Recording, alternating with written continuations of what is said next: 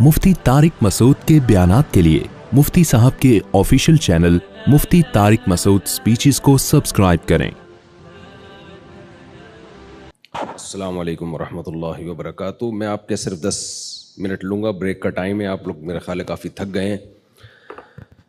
हज़रत मुफ्ती इनाम साहब हमारे साथ इस सफ़र में मौजूद होंगे। कोई भी मसला हो आप इनसे पूछते रहें, कोई इमरजेंसी नहीं है। अच्छा, हज के मसाइल जब सुने जाते हैं ना तो लोग काफ़ी परेशान होते हैं, तो इसमें सबसे पहले आपने घबराना नहीं है, क्योंकि हमारे साथ हैं। अब जैसे जैसे ये करते हैं वैसे वैसे करते रहिएगा। देखिए, नबी सल्लल्लाहु अलैहि वसल्लम ने जब ज़िंदगी में आप सल्लल्लाहु अलैहि वसल्लम ने हज किया तो इस्लाम में वो पहला हज था जो इस्लामी तरीक़े के मुताबिक किया गया है। तो कैसे हुआ, कितने आराम से, जैसे जैसे नबी सल्लल्लाहु अलैहि वसल्लम ने किया साहबा ने भी वैसे ही कर लिया। तो इसलिए लोग कुछ, मैं चेहरों पे देख रहा हूँ, लोग कुछ परेशान से हो रहे हैं, क्या करना पड़ेगा, पता नहीं किस मुश्किल में फंस जाएंगे हम। तो मुफ्ती इनाम साहब के माशाल्लाह 19वां हज होगा आपका, 19वां या 20वां हज होगा, तो वो बहुत एक्सपर्ट हैं।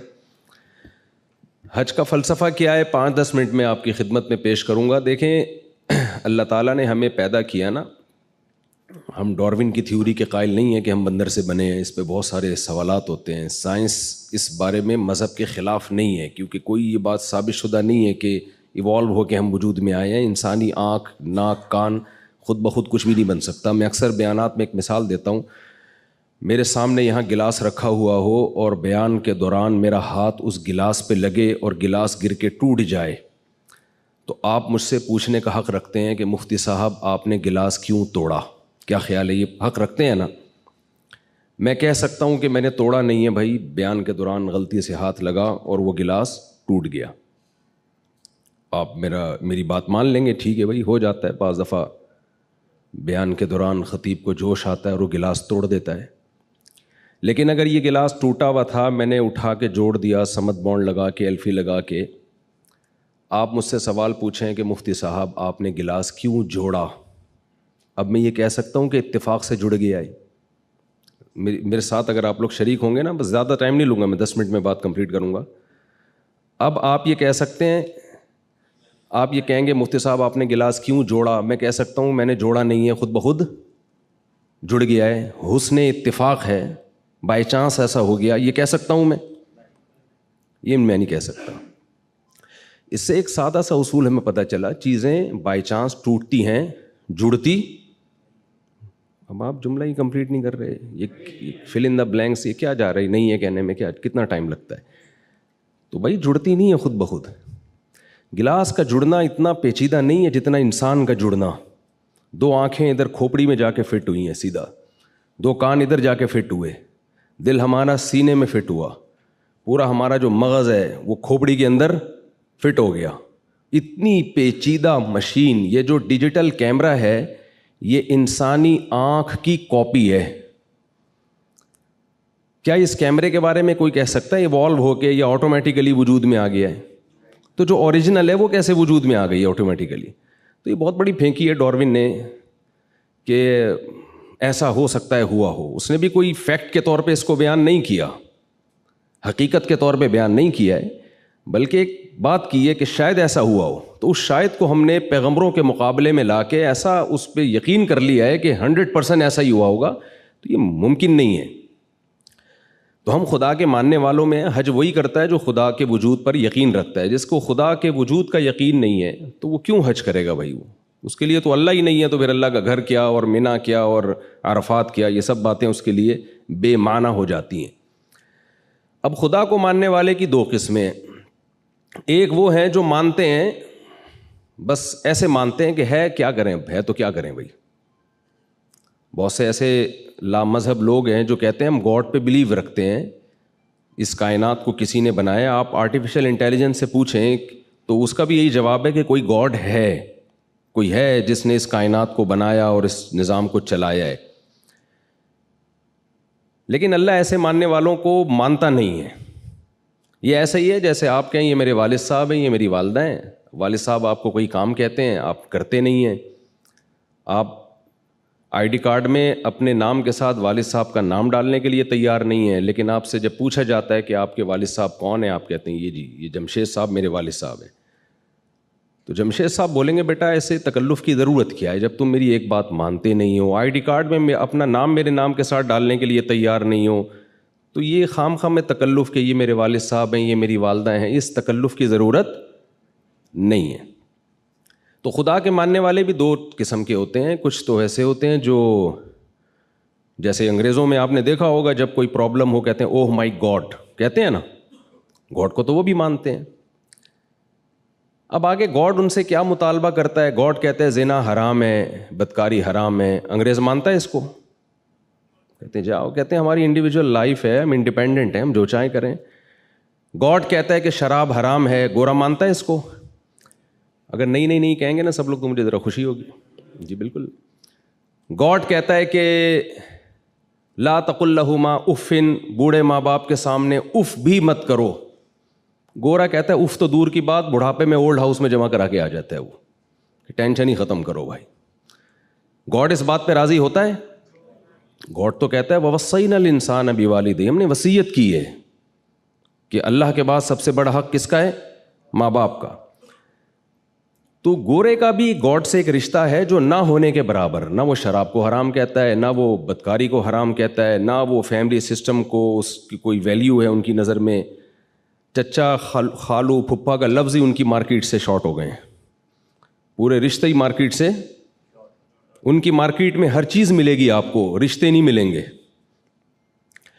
تو اللہ جو ہے اسلام کی صورت میں جو اللہ نے ہمیں دین دیا، دین برحق دیا، اس میں دو چیزوں کا نام ہے اسلام. کہ آپ کا ریلیشن، یعنی اسلام کو اگر آسان لفظوں میں ایکسپلین کیا جائے تو اسلام از دا نیم آف ریلیشن شپ. اسلام نام ہے ریلیشن کو قائم کرنے کا، کہ آپ انڈیویجول نہیں ہیں، انڈیپینڈنٹ نہیں ہیں. آپ کو پیدا کرنے میں کسی کا ارادہ ہے، پھر آپ جب پیدا ہوئے تو آپ کو پالنے میں آپ کے ماں باپ نے مدد کی ہے. خلق من الماء بشرا فجعلہ نسبا وصہرا. اللہ کہتے ہیں ہم نے ایک پانی سے بنایا اور دو خاندان دے دیے تمہیں، ایک ددیال اور ایک ننیال اور ایک سسرال. یہ اللہ نے سسرال کا تذکرہ کیا، اگرچہ مجھے ڈر لگ رہا ہے کہتے ہوئے، لیکن فجعلہ نسبا، ایک نسب والا خاندان اور ایک بلوغت کے بعد سسرال والا خاندان. تو یہ ریلیشن ہے خاندان کا، اور ایک ریلیشن ہے خالق اور مخلوق کا.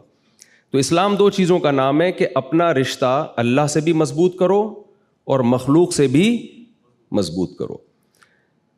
مخلوق سے ریلیشن کیسے مضبوط ہوگا اس کی ڈیٹیل بیان کی ہے. ایسے گوروں کی طرح ہوائی باتیں نہیں کی ہے، ویمن رائٹس اور ہیومن رائٹس، خام خواہ کے فضول نعرے ہوائی جس کا کوئی نہ سر نہ پاؤں. آپ انگریزوں سے پوچھیں کہ ویمن رائٹس کیا ہیں تو وہ کہیں گے کہ ہر خاتون سے آپ اچھے طریقے سے بات کریں، کسی سے آپ دل آزاری نہ کریں. بھائی ہیومن رائٹس کیا ہیں؟ بھائی سب چوری نہ کریں اور کسی پہ ظلم نہ کریں. لیکن اگر آپ اسلام سے پوچھتے ہیں کہ خواتین کے حقوق کیا ہیں تو اسلام کہے گا کس خاتون کی بات کر رہے ہو؟ بھائی ماں کی بات کر رہے ہو تو اس کے الگ رائٹ ہیں، بیٹی کی بات کر رہے ہو تو اس کے الگ رائٹ ہیں، بہن کی بات کر رہے ہو تو اس کے الگ رائٹ ہیں. بیٹی کے رائٹ کیا ہیں؟ آپ اپنی وراثت سے اس کو محروم نہیں کر سکتے. انگریزوں میں یہ حق ہے، مغربی دنیا میں حق ہے کہ آپ بیٹی کو وراثت نہ دینا چاہیں تو آپ کا یہ رائٹ ہے. اسلام میں کیا ہے کہ بھئی آپ بیٹی کو وراثت سے محروم نہیں کر سکتے. تو رائٹ کس میں زیادہ ہوئے؟ اسلام میں زیادہ ہوئے نا. تو ایک ایک رائٹ کی ڈیٹیل بیان کی ہے، ماں کے حقوق، بیوی کے حقوق، بیٹی کے حقوق، بہن کے حقوق. اسی طرح اسلام میں خالق کے بھی کچھ حقوق ہیں. صرف اوہ مائی گاڈ کی حد تک آپ نے خدا کو یاد نہیں کرنا، اتنا کافی نہیں ہے. تو اللہ نے مخلوق کے خالق سے ریلیشن کے لیے ہمیں 5 ارکان دیے ہیں. سب سے پہلے تو کلمہ توحید ہے کہ اس کے ساتھ کسی کو آپ نے شریک نہیں کرنا.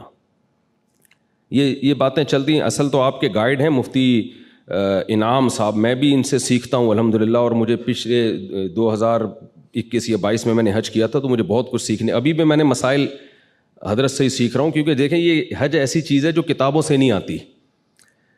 ملا علی قاری رحمۃ اللہ علیہ کا مشہور واقعہ ہے نا، انہوں نے حج پہ پوری کتاب لکھی. طواف کرنے گئے تو الٹا طواف شروع کر دیا انہوں نے. تو کسی نے کہا کہ ملا علی قاری کی کتاب پڑھ کے ہی آ جاتے ہیں.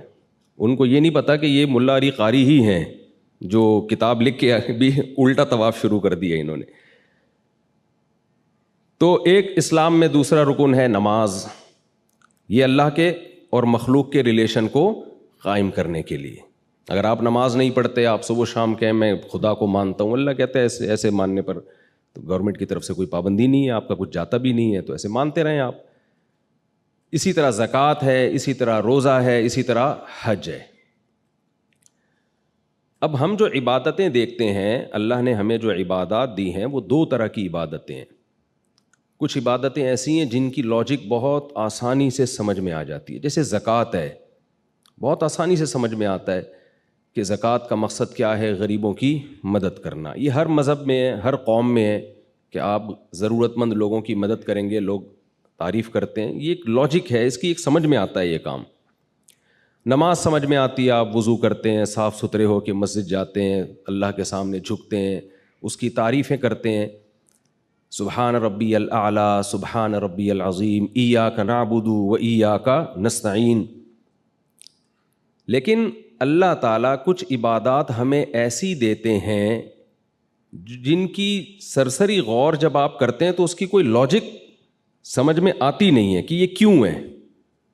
تو اس کی ایک ہی لاجک ہے, وہ لاجک یہ ہے کہ میں یہ دیکھنا چاہتا ہوں تم میرے بندے ہو, میرے غلام اپنے آپ کو سمجھتے ہو یا نہیں سمجھتے. آپ نے فوج میں دیکھا ہوگا ٹریننگ کے دوران نا, بعض دفعہ کیا ہوتا ہے, فوجی آفیسر کیڈٹ کو بولتا ہے کہ جاؤ یہ کین یہاں سے اٹھا کے وہاں رکھ دو. وہ بیچارہ بھاگا بھاگا جا رہا ہوتا ہے, رکھ کے آتا ہے, کہتا ہے واپس اٹھا کے لے آؤ. کہتے ہیں سر آپ نے وہاں رکھوایا کیوں تھا جب واپس لے کر آنا تھا. تو وہ کیا سکھاتے ہیں, آرڈر از آرڈر. ان کو پتہ ہے جنگ میں اگر ضرورت پڑی نا کہ یہاں سے وہاں جاؤ, اور یہ مناظرہ کرنے لگ گیا کہ سر کیوں جاؤں, تو جنگ میں شکست ہو جائے گی. تو آفیسر کی اطاعت سکھائی جاتی ہے, کچھ ایسے کام کروائے جاتے ہیں بھائی تمہاری سمجھ میں آئے نہ آئے تم نے کرنے ہیں. تو حج بھی اسی ٹریننگ کا نام ہے. اللہ کہتے ہیں کہ میں جو کہہ رہا ہوں تم نے کرتے رہنا ہے, بس یہ نہیں پوچھنا کہ کیوں.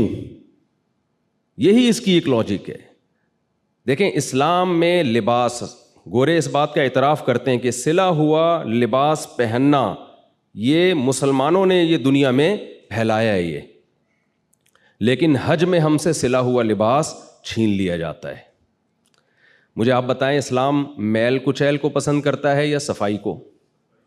کبھی آپ نے سنا کہ جو جتنا گندا میلا ہوگا جنت میں اعلیٰ مقام پر ہوگا؟ یا مسجد میں جتنا میل, نبی صلی اللہ علیہ وسلم نے تو جو پیاز کھا کے, کچا پیاز کھائے نا, اس کو کہا ہے کہ لا یقربن مصلانا, مسجد آنا تو دور کی بات قریب بھی نہ پھٹکے. اتنی نفرت تھا. حالانکہ پیاز کی اسمیل کوئی بہت زیادہ نہیں ہوتی. پسینے میں آیا کرتے تھے صحابہ کرام جمعے کی نماز میں, آپ نے حکم دیا غسل کر کے آؤ, کراؤڈ ہوتا ہے تو سب نہا دھو کے آئیں گے. تو اسلام میں صفائی کی اہمیت ہے. لیکن حج میں نبی نے فرمایا جتنا میلا کچیلا پراگندہ بال والا ہوگا ایسا حاجی اللہ کو محبوب ہے. روٹین سے ہٹ کے کچھ کام کروائے جا رہے ہیں ہم سے. عام طور پر سر ڈھانکا جاتا ہے, لیکن حج میں آپ کو سر ڈھانپنے کی اجازت نہیں ہے.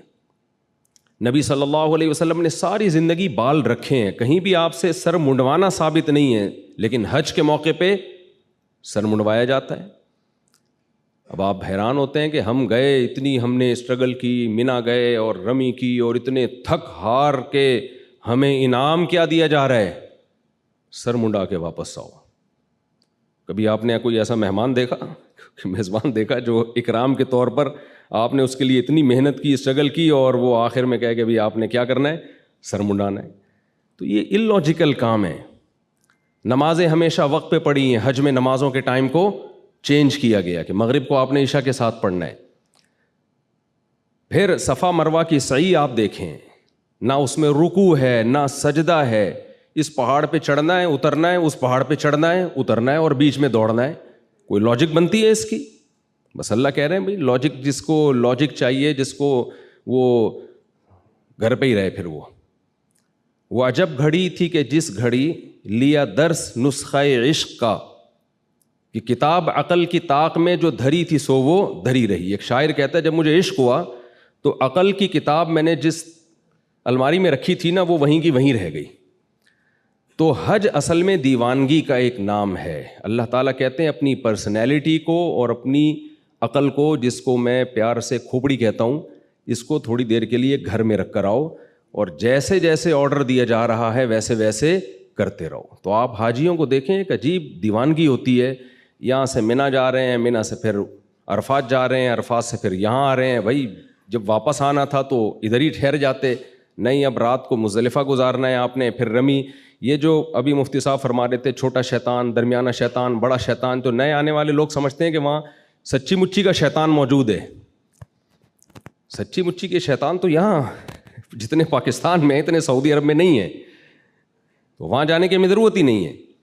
شیطان نہیں ہے وہاں پہ, ایک علامت ہے کہ یہاں شیطان نے حضرت ابراہیم کو ورغلانے کی کوشش کی تھی. وہ ایک نشانی ہے, ایک عمارت قائم کی ہے. وہ عمارت بھی سعودی گورنمنٹ نے بنائی ہے تاکہ لوگوں کو پتہ چلے بھئی یہاں کنکری مارنی ہے.